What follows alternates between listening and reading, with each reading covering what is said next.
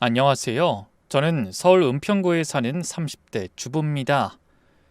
평범하게만 살아오던 저의 신상에 뜻밖의 문제가 생긴 건 몇 해 전이었습니다. 그 일로 인해 제 인생은 끝을 알 수 없는 찬길 낭떠러지로 곤두박질 칠 뻔했어요.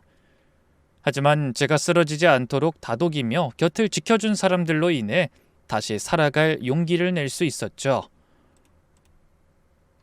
오늘 저는 그때 겪은 믿지 못할 이야기를 털어놔 보려고 합니다.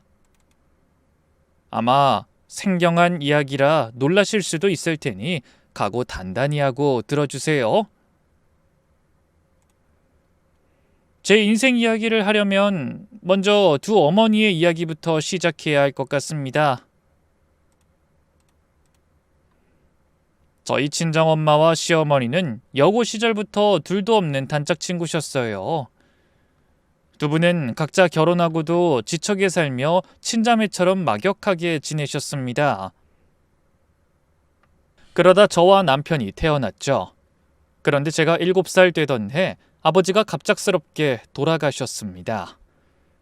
38이라는 젊은 나이였죠. 사이는 신부전이라고 했지만 아버지는 원래 건강한 분은 아니셨어요. 평소에도 손발이 저리고 아프다는 말씀을 자주 하셨다고 하더군요. 병원에 가봐도 특별한 원인을 찾지 못했고 스트레스성이라는 진단만 받으셨대요. 그러던 어느 날 아침 출근 준비를 하다가 갑자기 가슴을 부여잡고 쓰러지셨답니다. 병원에 도착했을 때는 이미 늦은 후였죠. 아버지가 돌아가시고 나서 저희 모녀의 삶은 완전히 달라졌습니다. 엄마는 동네 입구에 작은 우동집을 차리고 새벽부터 밤 늦게까지 일하셔야 했죠. 그때 저를 돌봐주신 분이 바로 지금의 시어머니셨습니다. 시어머니는 혼자 아이를 키우며 가장 역할을 하는 친구를 위해 먼저 손을 내밀어 주셨어요. 저를 본인의 아들과 같이 남매처럼 키워주신 거죠. 수연아, 오늘부터 유치원 끝나면 이모네 집으로 가자. 엄마 장사 열심히 해서 돈 많이 버시라고 우리가 응원해주자. 그러면서 환하게 웃으시던 게 아주 어렴풋이 기억나는 것 같네요. 당시 저희 시아버지는 꽤 높은 직급의 공무원이셨어요.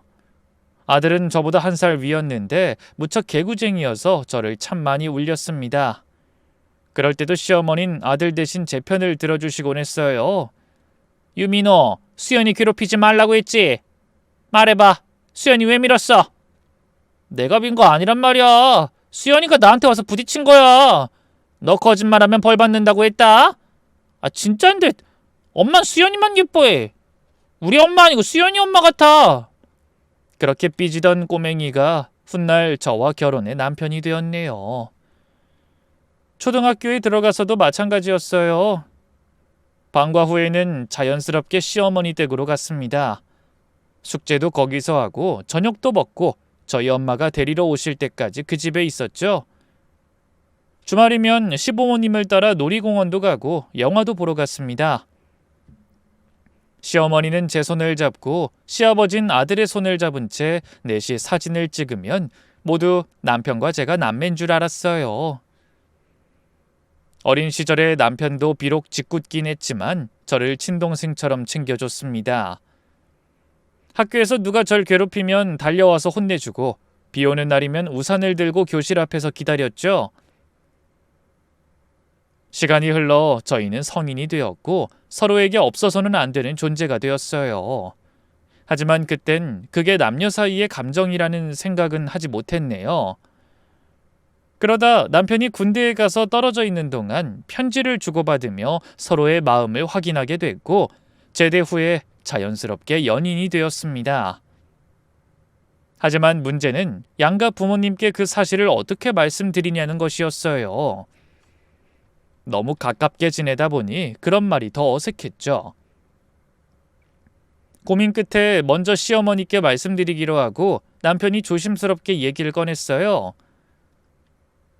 엄마, 저희 드릴 말씀이 있는데. 헌데 저희가 결혼하고 싶다고 하자 의외로 시어머니는 크게 놀라지 않으셨습니다. 오히려 빙그레 웃으며 고개를 끄덕이셨죠. 그럴 줄 알았다. 그렇게 붙어 다니더니 언젠가부터 너희 눈빛이 달라졌다 싶었어. 근데 수연이 괜찮겠니? 네 인생에 남자가 요 녀석 하나뿐인 게 아쉽지도 않아? 그러면서 농담까지 하셨어요. 남편이 입을 삐죽이며 말했죠. 아이, 엄마는 이 못난이 시집 못 갈까봐 내가 희생하는 거잖아요. 이게 다 엄마 탓이야. 어릴 때부터 내 눈에 이 못난이만 보여줘서 다른 여자들이 예쁜지 아닌지도 모르게 커버렸다고요. 그 말에 저도 지지 않았죠. 누가 할 소리, 나도 억울하거든. 시어머니는 그렇게 아웅다웅하는 저희를 흐뭇하게 바라보며 이렇게 말씀하셨어요. 수연이가 진짜 내 며느리가 된다니 이보다 기쁜 일이 어딨겠니? 네 엄마한텐 내가 말할 테니 걱정하지 마. 그런데 저희 친정엄마의 반응이 의외였습니다. 결혼을 반기는 시어머니와 달리 엄마는 펄쩍 뛰며 저와 남편 사이를 반대하셨거든요. 시어머니께 결혼에 대한 말씀을 드리고 집에 들어가자 엄마가 문 앞에 서서 팔짱을 끼고 기다리시더군요. 그러더니 인상을 잔뜩 쓰며 말씀하셨어요.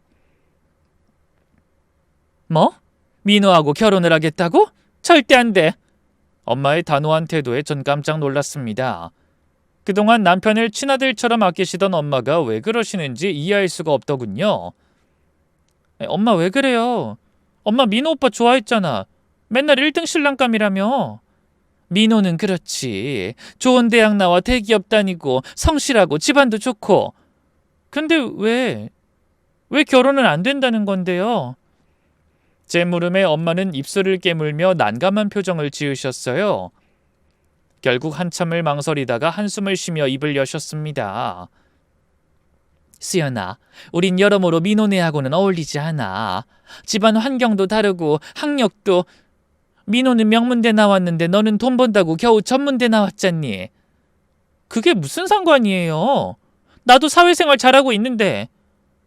엄만 내가 못나서 오빠랑 안 어울린다는 거야? 저는 갑자기 설움이 북받쳐 신경질을 내고 말았어요. 하지만 엄만 계속 저를 설득하기 위해 애쓰셨죠. 솔직히 우리 형편에 혼수 잘해줄 자신도 없고, 그리고 무엇보다 우리가 그동안 정숙이네 도움을 얼마나 많이 받았니? 근데 이러면 안 되는 거야. 물에 빠진 사람 건져줬더니 보따리 내놓으라고 하는 거랑 뭐가 달라? 말도 안 돼. 오빠가 보따리야? 그리고 나 좋다고 한 건 오빠가 먼저란 말이야. 결혼하자고도 오빠가 먼저 했고 이모도 좋아하셨어. 이모 성격 알잖아. 마음에 안 들어도 어떻게 대놓고 말하겠어. 엄마가 어떻게 그런 말을 해? 우리 엄마 맞아? 수연아, 흥분하지 말고. 내가 지금 흥분 안 하게 됐어? 이모는 좋아하셨는데 어떻게 생각지도 못한 엄마가 반대를 해? 너도 생각해봐. 민호가 전부터 얼마나 인기가 많았어? 아마 지금도 대기업 다닌다고 여기저기서 좋은 선짜리 많이 들어올 거야. 잘난 아들, 좋은 집에 장가 보내고 싶을 텐데 괜히 이러다가 너만 상처받을 수 있어.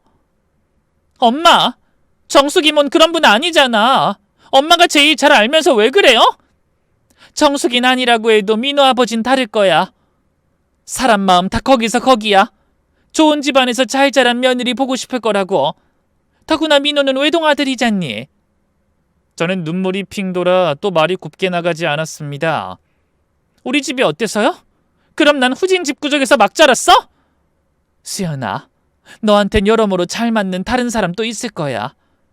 솔직히 엄만 이런 일로 정숙이 이모랑 얼굴 붉히고 싶지 않아. 우리한테 얼마나 잘해줬는데 은혜를 이렇게 갚아. 엄마가 지레 겁먹은 거야. 이모가 항상 나한테 딸 같다고 하셨다고요. 너 예뻐하는 거랑 며느리 드리는 건 또 다른 문제야. 수연아, 엄마 네가 너무 차이나는 집에 시집가서 기죽어 사는 거 보고 싶지 않아. 이모가 직접 티내지 않아도 살다 보면 네가 스스로 기죽을 수도 있어. 엄마의 반대는 완강했습니다. 저는 매일 밤 울면서 엄마를 설득했지만 소용없었죠. 그때 나서주신 분이 바로 시어머니셨습니다. 시어머니는 거의 매일 저희 집에 오셔서 친정엄마를 설득하셨어요. 내가 그동안 수연이를 얼마나 좋아했는지 다 봐왔잖아. 학력이 뭐가 중요해? 애들이 서로 사랑하는 게 제일 중요하지. 엄마는 난처한 표정으로 시어머니를 바라보셨어요. 하지만 정수가, 결혼은 또 다른 문제잖니. 너 혹시 나 못 믿는 거야? 나 그동안 너한테 거짓말한 적 없잖아. 수연이 내가 책임지고 잘 살게 할 거야. 절대 서러운 일 없을 테니 걱정하지 마. 괜히 쓸데없는 걱정으로 애들 힘들게 하지 말자. 그래도 너희 남편은, 우리 민호 아빠? 걱정하지 마. 그 무뚝뚝한 양반이 수연이가 진짜 가족이 된다고 얼마나 들떴는지 아니? 사돈, 우리 이러지 말고 애들 기쁘게 결혼시킵시다. 자꾸 내 아들 마음고생 시키면 나 수연이 보쌈해서 데려오라고 한다. 그런 시어머니의 끈질긴 설득에 결국 저희 친정엄마도 마음을 돌리셨죠. 솔직히 오빠가 저한테 한참 과분한 사람인데 참 이상한 상황이었습니다. 고집을 꺾고 결혼을 허락해놓고도 엄마는 마음이 놓이지 않는지 눈물을 닦으며 말씀하셨어요. 정수가, 정말 우리 수연이 잘 부탁해. 애가 모자란 게 많아도 가르치면 말긴 잘 알아들으니까. 아유, 걱정하지 말라니까. 수연이 이제 진짜 내 딸이야. 그렇게 저와 남편의 결혼이 성사되었습니다. 양가 부모님이 나란히 걸어가 화촉점화하고 눈물 흘리시던 모습이 아직도 눈에 선하네요. 결혼 후 저희는 작은 아파트에 신혼살림을 차렸습니다. 시댁과 친정이 가까운 거리에 있으니 저희도 그 근처에 자리 잡았죠. 시어머니는 반찬도 해다 주시고 집안일도 도와주시고 제가 감기라도 걸리면 직접 죽을 끓여 오시기도 하며 정말 저를 친딸처럼 대해 주셨어요. 수연아, 힘든 거 있으면 언제든 말해. 이모가, 아니 엄마가 다 도와줄게. 그 말씀을 들을 때마다 저는 정말 복받은 사람이라고 생각했습니다. 친정엄마도 자주 오셔서 저희를 챙겨주셨고 두 어머니는 여전히 절친한 친구로 잘 지내셨죠. 그렇게 저는 정말 아무 걱정 없이 행복한 신혼을 보내고 있었어요. 하지만 누구에게나 시련은 있는 법인가 봅니다. 얼마 후 제 인생에서 가장 충격적이고 가슴 아픈 일이 벌어졌거든요. 그날은 결혼한 지 반년쯤 지난 어느 평범한 날이었습니다. 아침에 남편을 출근시키고 집안일을 하는데 친정엄마한테 전화가 왔어요. 수연아, 얼마 전에 담근 파김치가 아주 맛있게 익었어. 이따가 저녁에 가지고 갈게. 그래요? 알았어. 그럼 엄마 좋아하는 갈비탕 끓여놓을 테니까 저녁밥 같이 먹어요. 어머니도 오시라고 해야겠다. 하지만 그날 그 통화가 제가 친정엄마와 나눈 마지막 대화가 되고 말았습니다. 횡단보도를 건너던 친정엄마가 신호 위반한 차량에 치이는 사고를 당하신 거죠. 저는 허둥지둥 병원으로 달려갔지만 엄마는 이미 의식을 잃으신 상태였습니다. 의사는 눈물 콧물 흘리는 저에게 다가와 이렇게 말했어요. 환자분이 머리를 심하게 다치셔서 상태가 매우 위중합니다. 믿기지 않았습니다. 아침까지만 해도 멀쩡하게 통화했던 엄마가 갑자기 중환자실에서 생사의 갈림길을 오가고 계신다니. 마치 끔찍한 악몽을 꾸는 기분이었어요. 잠시 후 남편이 급히 달려왔고 시어머니도 소식을 듣고 병원에 도착했습니다. 어머니는 저를 꼭 안아주시며 이렇게 말씀하셨어요. 수연아, 걱정하지 마. 너희 엄마 강한 사람이야. 분명 일어날 거다. 하지만 엄마는 의식을 회복하지 못한 채 그대로 숨을 거두셨습니다. 마지막 인사도 나누지 못하고 이별하게 된 겁니다. 저는 완전히 넋이 나가버렸어요. 아버지에 이어 엄마까지 갑자기 준비 없이 보내야 한다니 기가 막혔죠. 장례식장에서도 저는 거의 실신 상태였어요. 남편은 그런 제 곁을 한시도 떠나지 않았네요. 그래서 조문객 응대부터 작은 결정까지 모든 장례 절차를 시어머니가 도맡아 처리해 주셨습니다. 만약 그런 어머니가 안 계셨다면 저희 친정엄마는 마지막 떠나는 길도 편안하지 못하셨을 겁니다. 장례를 치르고 난 후 저는 한동안 아무것도 할 수 없었어요. 밥도 제대로 먹지 못하고 매일 울기만 했죠. 그때도 시어머니가 매일 오셔서 저를 달래주셨어요. 아가, 이제 날 진짜 엄마라고 생각해. 이제 너한테는 우리가 유일한 가족이잖니. 그 말씀을 들으며 저는 또 한 번 펑펑 울었습니다. 친정엄마를 잃은 슬픔도 컸지만 저를 품어주시는 시어머니의 따뜻한 사랑이 너무나 감사했거든요. 남편도 곁에서 묵묵히 저를 위해 애써줬어요. 억지로라도 밥을 먹게 하고 제가 울면 아무 말 없이 안아줬죠. 그런 가족들의 사랑과 정성으로 저는 조금씩 일상을 회복해갔습니다. 그런데 시련은 거기서 끝이 아니었어요. 정말 생각지도 못한 일이 다가오고 있었죠. 친정엄마가 돌아가신 지 석 달쯤 지났을 때부터 제 몸에 이상한 변화가 찾아왔어요. 어느 날 아침 일어나려는데 갑자기 주체할 수 없을 정도의 어지럼증이 몰려왔습니다. 그 뒤로도 몇 번이나 현기증이 나서 쓰러질 뻔했죠. 처음엔 그냥 빈혈이려니 했어요. 친정엄마를 잃은 충격으로 제대로 먹지도 못했으니까요. 남편은 그런 저를 보며 걱정스럽게 물었어요. 수연아, 괜찮아? 요즘 얼굴이 너무 안 좋은 것 같아. 장모님 일로 너무 마음고생했나? 괜찮아. 그냥 좀 어지러워서 그래. 안 되겠다. 우리 마누라 기운나게 고기 좀 먹여야지. 오늘 저녁 하지 말고 기다려. 소고기 먹으러 가자. 남편은 제가 잠도 못 자고 잘 못 먹어서 그런다며 매일같이 고기를 먹으러 가자고 했어요. 하지만 그 후로도 비슷한 증상은 계속되었습니다. 갑자기 어지럽고 온몸에 힘이 빠지고 손발이 저리고 따끔거렸어요. 특히 손가락과 발가락이 바늘로 찌르는 것처럼 아플 때가 많았죠. 한참이 지나도 증상이 계속되자 남편이 병원에 가보자고 했어요. 수연아, 아무래도 안 되겠다. 병원에 가서 제대로 진단받고 약이라도 먹어야겠어. 그래서 동네 내과에 갔습니다. 의사는 간단한 진찰 후 이렇게 말했죠. 빈혈이 좀 있으신 것 같네요. 스트레스도 많이 받으셨고. 철분제 처방해 드릴게요. 잘 드시고 충분히 주무세요. 그래서 철분제를 받아 열심히 먹었지만 증상은 크게 나아지지 않았습니다. 오히려 시간이 지날수록 더 심해지는 것 같았어요. 어떤 날은 설거지를 하다가 접시를 떨어뜨릴 만큼 손에 힘이 없었고 계단을 오르다가 다리에 힘이 풀려 주저앉은 적도 있었습니다. 시어머니가 오실 때마다 그런 제 상태를 걱정스럽게 바라보시더군요. 아가, 너 얼굴이 점점 안 좋아지는 것 같아. 동네 병원 말고 다른 병원 가볼래? 괜찮아요, 어머니. 그냥 빈혈이라는데 뭘 그렇게까지 해요. 아니야. 아무래도 이렇게 넘어갈 일이 아니지 싶다. 혹시 모르니까 큰 병원에서 정밀 검사 받아보자. 우리 조카가 대학병원 의사인 거 알지? 걔한테 연락 한번 해볼게. 아마 검사 빨리 받을 수 있도록 해줄 거야. 시어머니는 바로 조카에게 연락하셨고 다음 주에 병원 예약이 잡혔습니다. 검사 당일 어머니는 직접 저를 데리고 병원에 가셨어요. 진료실에 들어서자 저도 몇 번 만난 적 있는 젊은 의사가 활짝 웃으며 인사했죠. 고모 안녕하셨어요. 수연 씨도 오랜만이네요. 시어머니의 조카는 아주 친절하게 제 증상을 물어보고 여러 가지 검사를 지시했죠.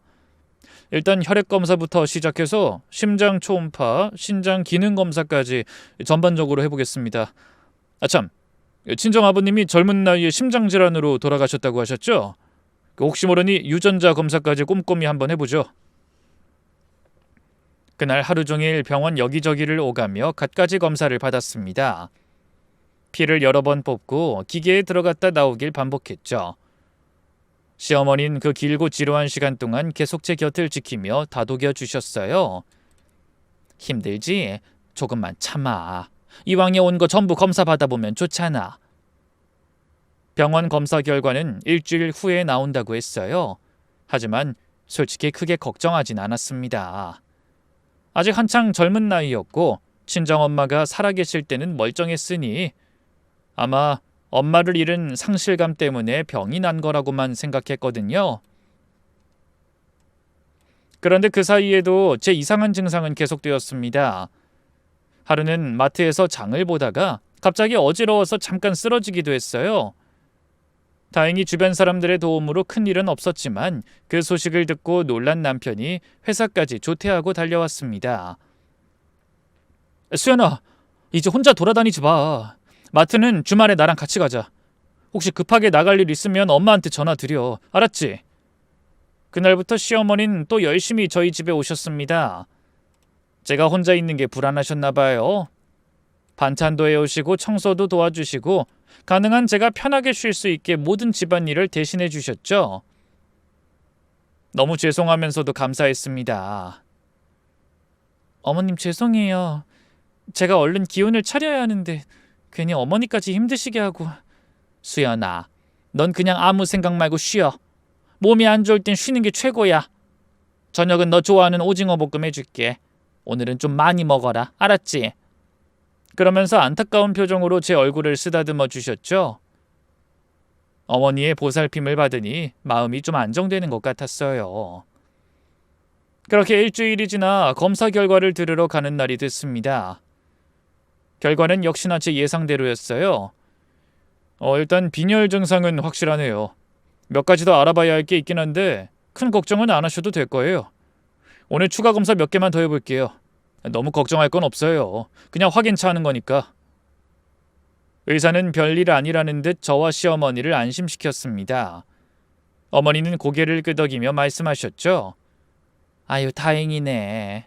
근데 요즘 애가 몸이 안 좋아서 여기까지 왔다 갔다 하기가 힘들거든. 다음에 결과 들으러는 나 혼자 오면 안 될까? 그러세요. 오실 때 고모가 가족이라는 거 확인할 수 있는 서류만 한 장 가져다 주세요. 진료를 마치고 병원을 나서며 제가 시어머니를 향해 말했어요.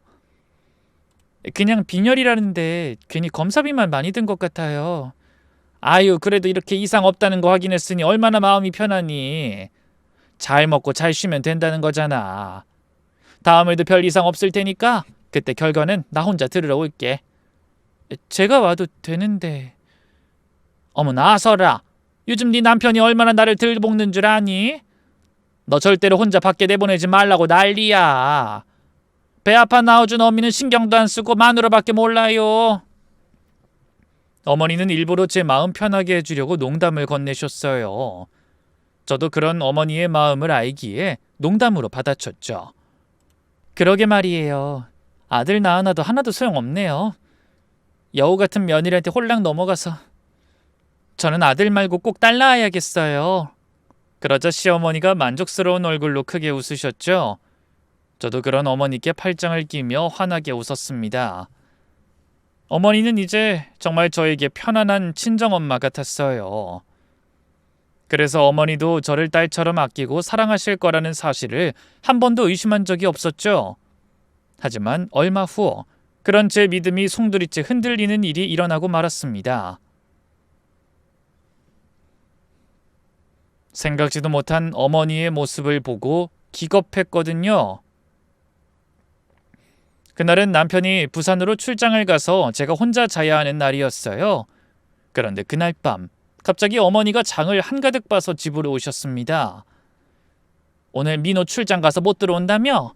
그래서 너랑 고기도 구워 먹고 여기서 자려고 왔다. 안 그러셔도 되는데. 그럼 아버님은요? 너희 시아버지야 나 하루 없으면 좋아하겠지.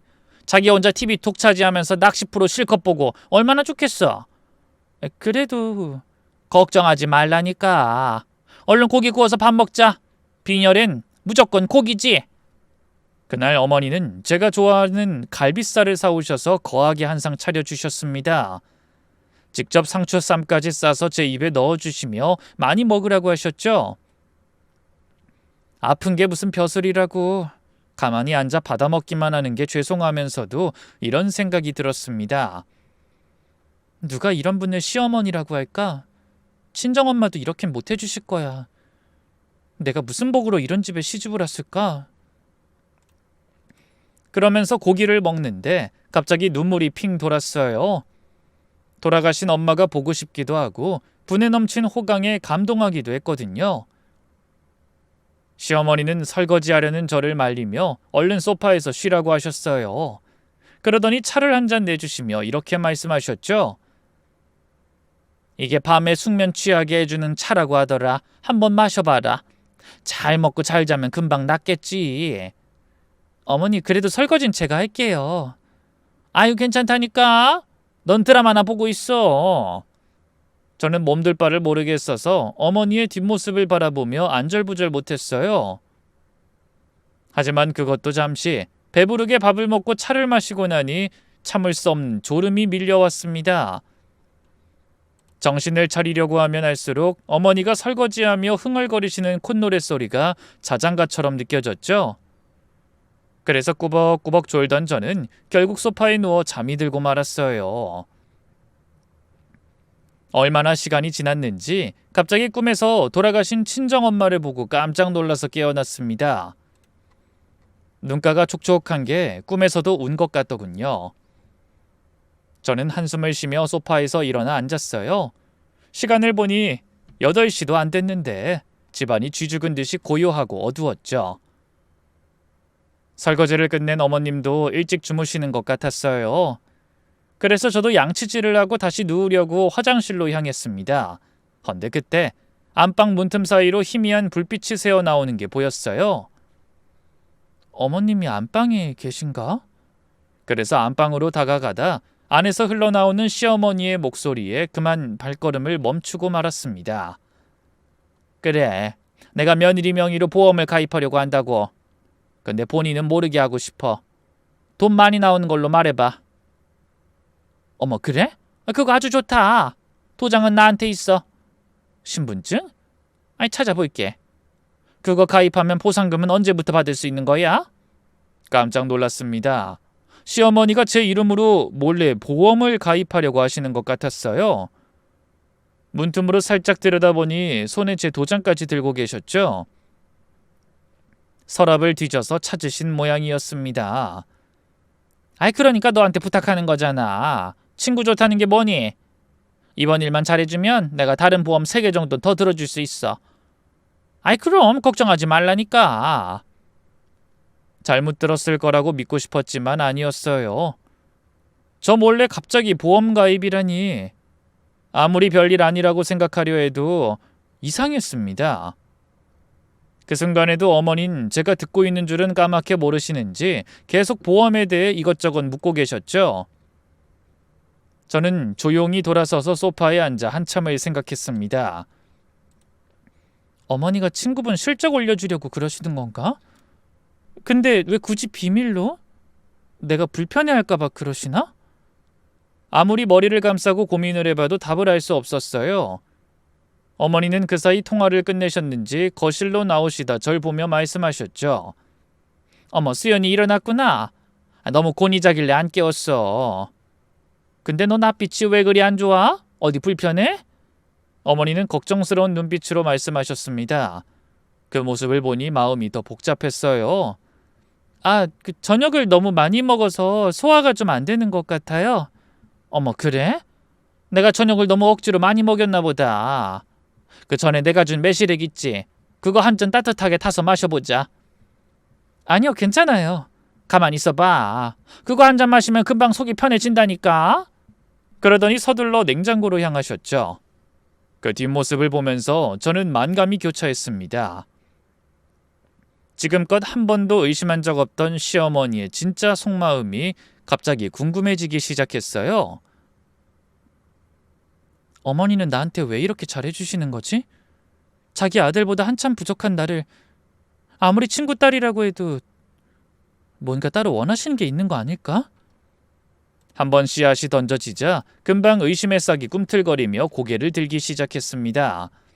하지만 어머니는 제가 그 비밀스러운 통화 내용을 엿들었다는 걸 전혀 눈치채지 못하시는 것 같았어요. 여전히 걱정스러운 표정으로 매실차를 타오셨거든요. 그날 밤은 잠자리에 누워서도 계속 뒤척거렸습니다. 어머니는 항상 나한테 솔직하셨는데 왜 갑자기 이해할 수 없는 행동을 하신 걸까? 설마 드라마에서 나오는 그런 무서운 생각을 하신 건 아니겠지? 혹시 내가 친정 식구 아무도 없는 고아라서 조용히 처리하고 보험금 타도 신경 쓸 사람이 없으니까? 그런 생각을 하다가 저 스스로 놀랐죠. 미쳤구나 나. 어떻게 이런 생각을 할 수가 있어? 그것도 날 친딸처럼 아껴주시는 어머니를 상대로? 막장 드라마 좀 그만 보자, 수연아. 그러고는 얼른 눈을 감았어요. 자꾸 생각할수록 말도 안 되는 쪽으로 머리가 돌아가더라고요. 다음 날 아침, 어머니는 평소와 다름없이 다정한 목소리로 말씀하셨지만 저는 여전히 마음이 좀 불편했습니다.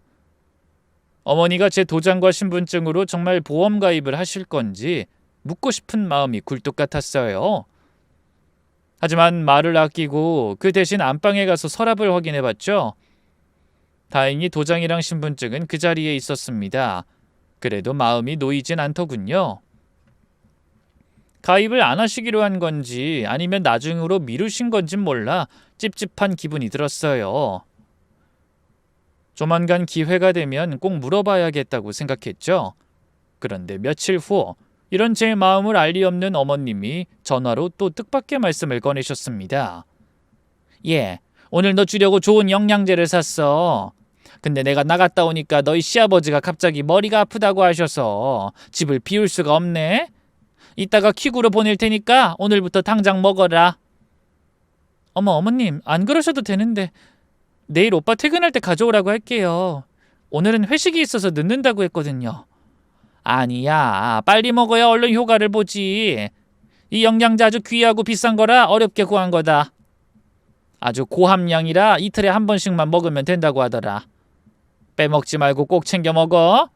이것만 먹으면 빈혈도 금방 좋아질 거야. 네, 알겠습니다. 감사해요, 어머니. 참, 그리고 민우한테 말하지 마. 괜히 약 먹는다고 하면 애 걱정할라. 그 말씀이 마음에 걸렸습니다. 저 생각해서 산 영양제를 왜 남편이 알면 안 되는지 이상했죠. 그래도 일단 대답은 했어요. 네, 어머니, 그럴게요. 그런데 전화를 끊기 전 마지막 당부의 말씀이 마음을 더 불안하게 했습니다. 아가, 꼭 몰래 너만 먹어야 한다. 다 떨어지기 전에 미리 말하고. 네. 그리고 잠시 후 정말 퀵으로 약이 한 보따리 도착했어요. 그것도 이상했죠. 영양제를 왜 굳이 퀵서비스로 보내면서까지 당장 먹으라고 하시는 건지 쉽게 이해되지 않았습니다.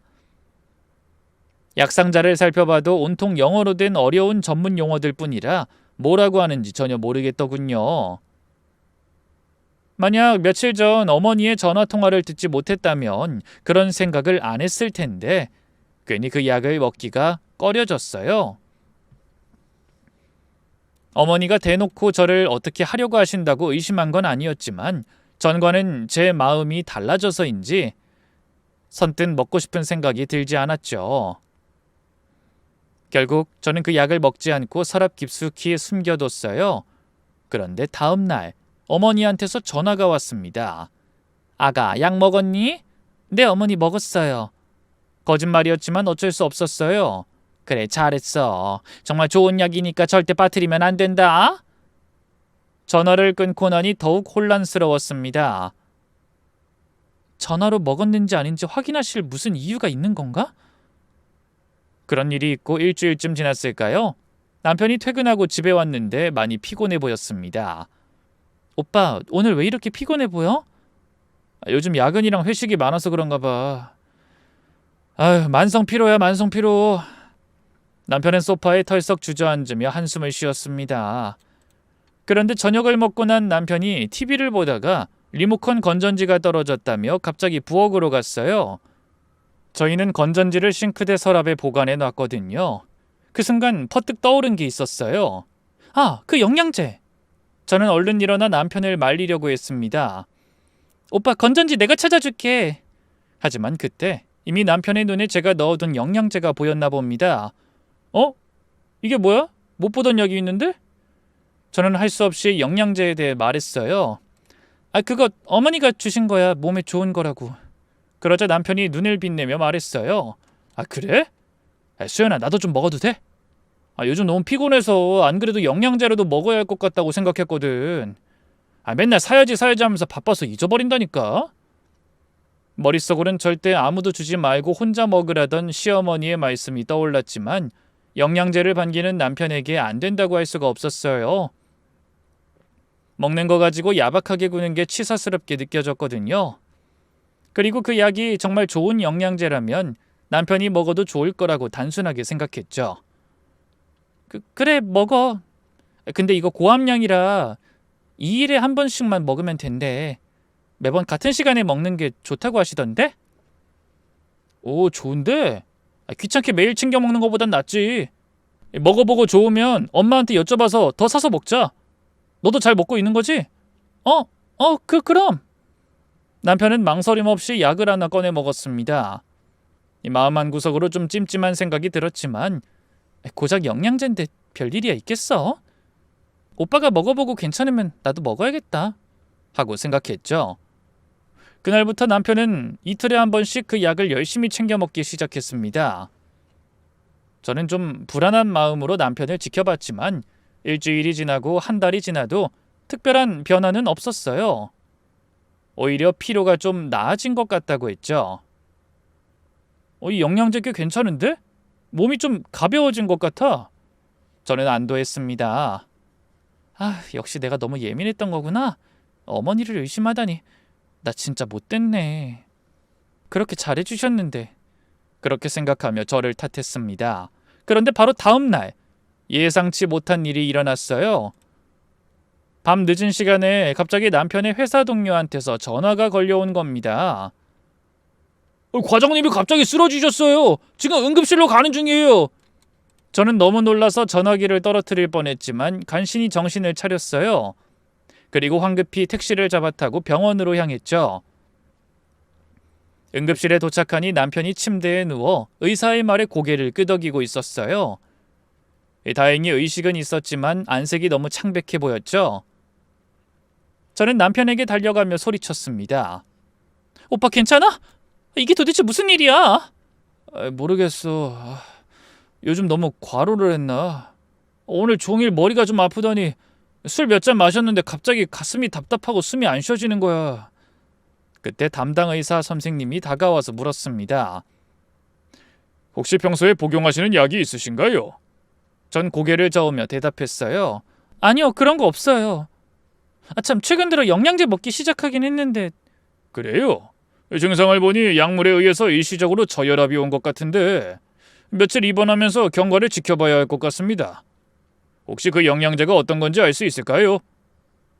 가끔 체질이나 건강 상태에 따라 영양제에도 과민 반응하는 경우가 있거든요. 의사의 말을 듣자 갑자기 불길한 생각이 들었어요. 아무 문제 없을 줄 알았던 남편에게 이상이 생기니까 그게 영양제 때문이 아닐까 하는 의심이 생겼죠. 남편은 그대로 입원하게 됐고 저는 필요한 물건을 챙기러 다시 집으로 왔습니다. 그때 서랍에서 어머니가 주신 영양제를 꺼내 가방에 넣었어요. 의사에게 보여줘야 할 것 같았거든요. 정말 이 영양제가 문제인가? 만일 그렇다면 어머니는 왜... 생각하고 싶지 않은 일들이 떠올랐어요. 그래서 얼른 고개를 저으며 다시 병원으로 향했습니다. 그리고 다음 날 아침 담당 의사가 회진하러 왔을 때 가방에서 약을 꺼내 내밀었어요. 선생님, 남편이 먹은 영양제가 이거예요. 의사는 약을 받아들고 성분을 자세히 살펴봤습니다. 그러더니 표정이 점점 굳어지기 시작했어요. 이건 영양제가 아닌데? 그러더니 확인해보고 온다며 약을 들고 어디론가 사라지더니 20분쯤 지나서 다시 돌아왔어요.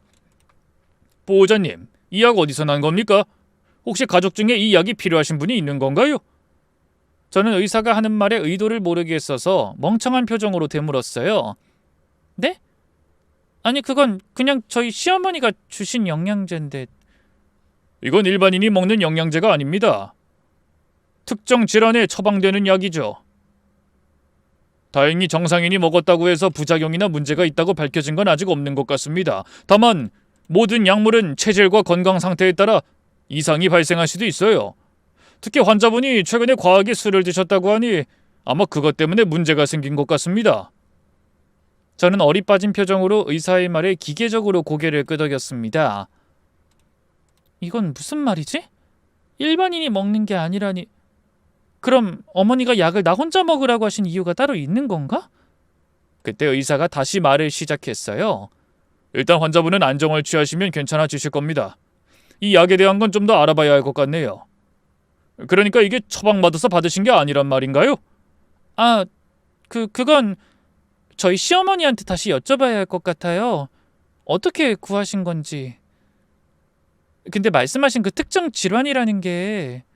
그런데 제가 의사에게 더 자세한 내용을 물으려 할 때 갑자기 간호사가 들어와 다급하게 의사에게 말을 전했어요. 아마 응급 환자가 생긴 것 같더군요. 의사는 다음 회진에서 다시 설명하겠다며 서둘러 병실을 나갔죠. 의사가 나가고 난 뒤 남편 역시 어리둥절한 표정으로 저에게 물었어요. 그 약 엄마가 준 거라고 했지? 아니, 엄마는 뭐 저런 약을 도대체 어디서 구하신 거지? 아니, 뭘 착각하시고 보내신 건가? 너는 뭐 들은 거 없어? 저는 아무 말도 하지 못하고 고개만 가로저었어요. 그러다 죄를 자백하는 심정으로 간신히 입을 열었죠. 오빠, 사실은 어머니가 그 약 나한테만 먹으라고 하셨어. 아무도 주지 말고 몰래. 그 말에 남편은 황당한 표정으로 말했어요. 뭐? 그럼 왜 나한테 먹어도 된다고 한 거야? 그 말엔 선뜻 대답할 수가 없었습니다. 모든 게 제 잘못 같았으니까요. 어머니에 대한 의심에 사로잡혀서 남편을 실험 대상으로 만든 제가 너무 한심하고 미웠습니다. 미안해. 정말 미안해. 제가 다른 변명 없이 눈물을 글썽이며 사과하자 남편이 한숨을 쉬며 제 손을 잡았어요. 괜찮아. 뭐 다행히 별 이상 없다고 하잖아. 아무래도 내가 요즘 피로랑 과음이 겹쳐서 탈이 난 것 같아. 근데 이 약은 대체 뭘까? 엄마가 왜 이런 약을 너한테 주셨지?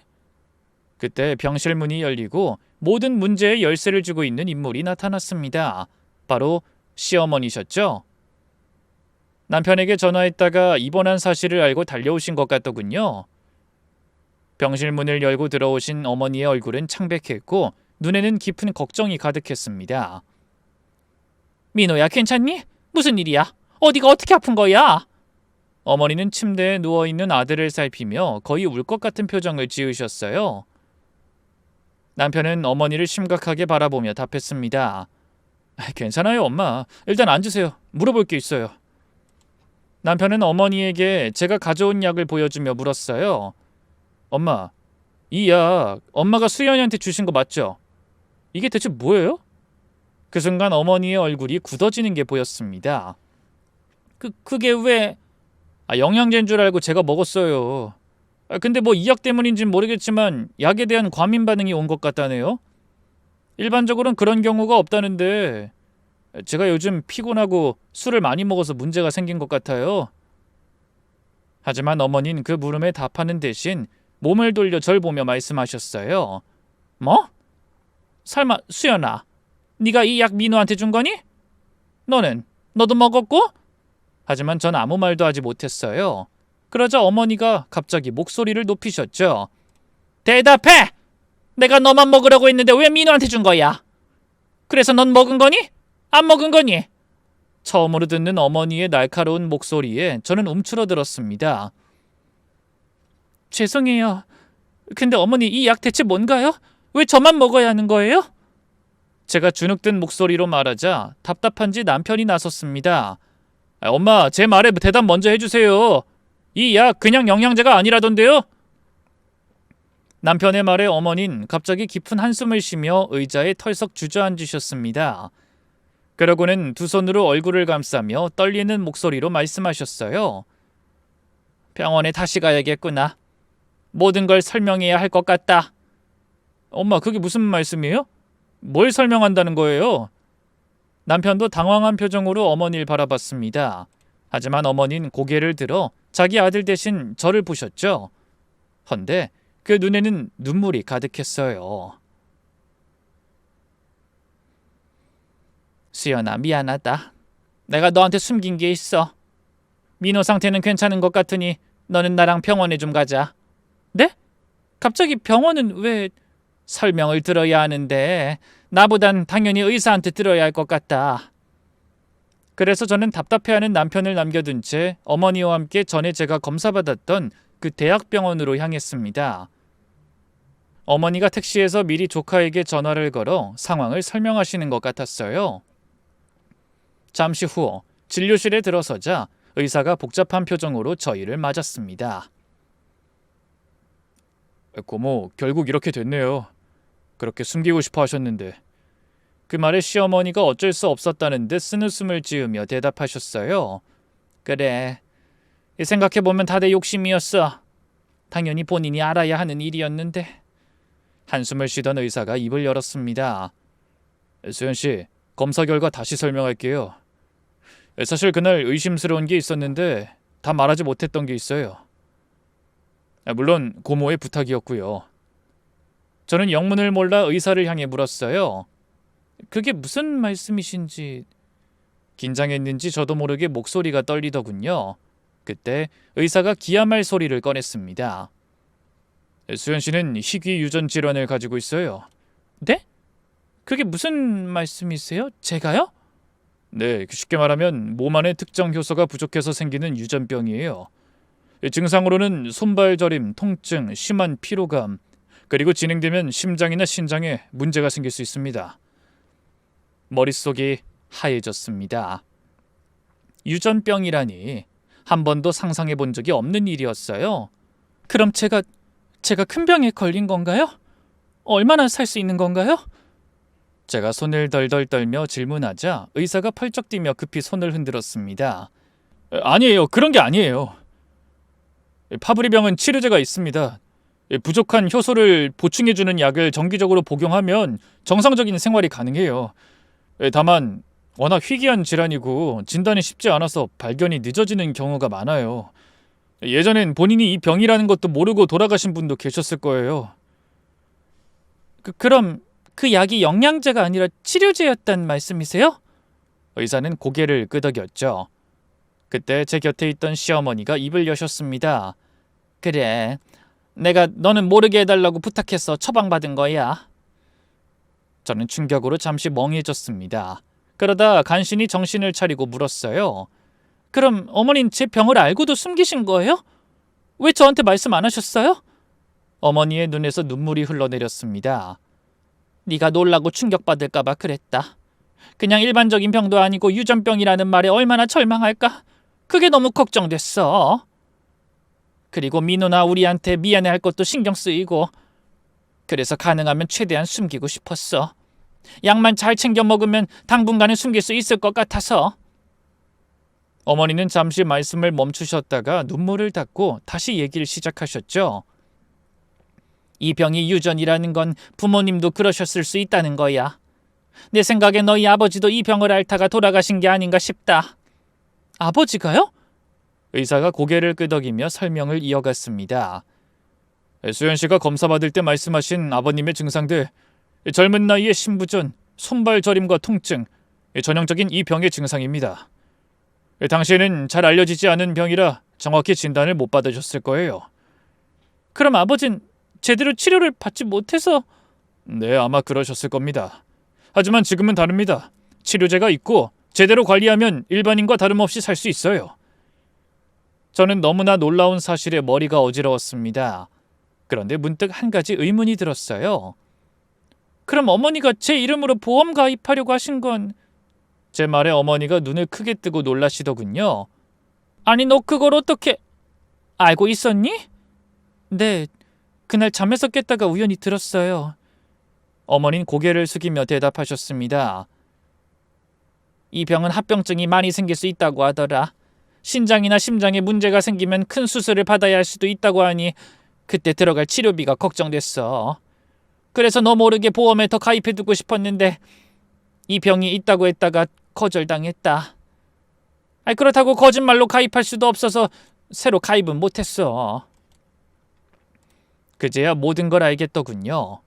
시어머니의 수상한 행동들, 비밀스러운 전화통화, 약에 대한 집착, 모든 게 저를 위한 것이었다는 걸 알게 됐어요. 그때 의사가 조심스럽게 말을 꺼냈습니다. 사실 고모도 정말 고민 많이 하셨어요. 본인에게 말할지 말지. 저도 의사로서는 환자에게 알려야 한다고 했지만 고모의 마음도 이해가 갔어요. 그래서 일단 도와드리기로 하고 다른 과에 있는 동기한테 부탁해서 고모만 알고 계시게 한 거예요. 저는 눈물이 나서 어머니를 바로 볼 수가 없었어요. 잠시나마 시어머니를 의심했던 저 자신이 너무 부끄러웠습니다. 어머니 죄송해요. 저 사실 어머님을 의심했어요. 보험 상담하시는 거 듣고 약도 의심하고 그래서 선뜻 먹을 수가 없었어요. 괜찮다, 아가. 내가 너무 조심성이 없었나 봐. 아니에요. 다 저를 위한 거였는데 어머님 마음도 모르고 정말 죄송해요. 이제라도 알았으니 됐다. 적극적으로 치료받고 정기적으로 검사하면 아무 문제 없다고 했어. 그 말에 의사가 고개를 끄덕이며 말했습니다. 그럼요. 나중에 아이를 가지실 생각이 있으시면 착상 전 유전자 검사 통해 건강한 아이도 가질 수 있어요. 기술이 많이 발달해서 충분히 가능해요. 시험관 시술 전에 건강한 유전자만 골라서 수정시키는 방법이에요. 그 말에 어머님이 제 손을 꼭 잡으셨어요. 들었지? 너희도 건강한 아이 가질 수 있대. 걱정하지 마. 어머니 정말 감사해요. 그리고 죄송해요. 아유, 그런 말 하지 말아라. 네가 그런 생각할까봐 내가 숨기려고 한 거야. 아가, 너는 내 딸이야. 널 보면서 난 항상 그렇게 생각했어. 딸 없는 나한테 친구가 귀한 선물 남겨준 거라고. 어머니. 그날 저는 진료실을 나와 어머니와 병원 복도에서 둘이 끌어안고 한참을 울었습니다. 그리고 얼마 후 태어난 남편과 다시 병원을 찾아 희귀질환 담당 의사를 만나 함께 상담했어요. 앞으로의 치료 계획, 정기검진 일정, 그리고 일상생활에서 주의해야 할 점들을 자세히 들었죠. 환자분, 이제부턴 처방받은 약을 잘 복용하셔야 해요. 이틀에 한 번 정해진 시간에 드시고요. 3개월에 한 번씩 정기검진 받으셔야 합니다. 신장 기능, 심장 기능을 확인해야 하거든요. 의사의 설명을 들으며 전 오히려 마음이 편안해졌습니다. 더 이상 숨기고 의심할 것도 없고 정확히 제 상태를 알고 대처할 수 있다는 게 안심이 되었어요. 저는 놀랐을 남편에게도 미안했습니다. 하지만 남편은 오히려 제 마음을 편하게 해주려고 노력했죠. 수연아, 늦지 않게 알게 돼서 정말 다행이다. 우리 병원 열심히 다니면서 관리 잘해서 오래오래 벽에 똥칠할 때까지 같이 살자. 약속할 수 있지? 남편의 말에 저는 눈물을 흘리다 말고 웃고 말았네요. 그날 제가 분에 넘치는 사랑을 받고 있다는 걸 새삼 느끼게 됐습니다. 아버님도 놀라셨지만 제 손을 잡으며 따뜻하게 말씀해 주셨어요. 이젠 온 가족이 알았으니까 옆에서 도울 테니 걱정하지 마라. 치료비든 뭐든 필요한 건 다 지원할게. 너는 네 건강만 생각해. 아버님. 그 후로 저는 본격적인 치료를 시작했습니다. 약을 복용하기 시작했고 정기적으로 병원에 다니며 검사를 받았어요. 처음엔 희귀질환 환자라는 꼬리표가 무겁게 느껴졌지만 시간이 지나면서 자연스럽게 받아들이게 되었습니다. 무엇보다 가족들의 지지가 큰 힘이 되었어요. 어머니는 제 병원 일정을 다 외우시고 검진 날마다 함께 가주셨고 남편은 제가 약 먹는 시간을 놓치지 않도록 매번 알람을 맞춰두고 챙겨줬죠. 시어머니가 미리 가입해두려 하셨던 보험은 결국 가입하지 못했습니다. 이미 진단을 받은 상태에서는 가입이 어려웠어요. 그래도 다행히 국가에서 희귀질환 치료비의 상당 부분을 지원해주는 제도가 있어 경제적 부담이 많이 줄었습니다. 치료를 시작한 지 6개월쯤 지났을 때 제 몸 상태는 눈에 띄게 좋아졌어요. 손발 저림도 거의 사라졌고 피로감도 많이 줄었죠. 정기 검진 결과도 양호했습니다. 환자분 아주 잘 관리하고 계세요. 신장 기능, 심장 기능 모두 정상입니다. 이대로만 유지하시면 일반인과 다를 게 없어요. 의사의 격려에 저와 어머니는 안도의 한숨을 쉬었습니다. 그래서 얼마 전부터 저희는 조심스럽게 2세 계획을 세우고 있어요. 물론 보통 사람들보다 어려운 길을 가야 하는 건 분명합니다. 하지만 의학이 발달해 건강한 아이를 낳을 수 있다는 희망이 생긴 것만으로도 너무나 기쁘네요. 요즘 저는 돌아가신 엄마의 사진을 보며 매일 기도합니다. 엄마 덕분에 전 너무나 과분한 사랑을 받고 있어요. 그래서 그 사랑에 꼭 보답하고 싶어. 나 귀여운 딸 하나만 낳게 해주세요. 우리 아버님이 은근히 손녀를 기다리시는 것 같거든요. 엄마는 이런 저의 간절한 기도에 좋은 답을 주실까요? 부디 여러분도 저와 남편에게 선물같이 귀한 아이가 찾아올 수 있도록 함께 빌어주시길 부탁드립니다. 그럼 오늘의 제 이야기가 어떤 분들께는 건강의 소중함을, 그리고 어떤 분들께는 삶에 대한 희망과 용기를 드릴 수 있길 바라며 저는 이만 물러가겠습니다. 험난한 제 인생 이야기에 함께해 주신 여러분 정말 감사합니다. 모두 행복하세요.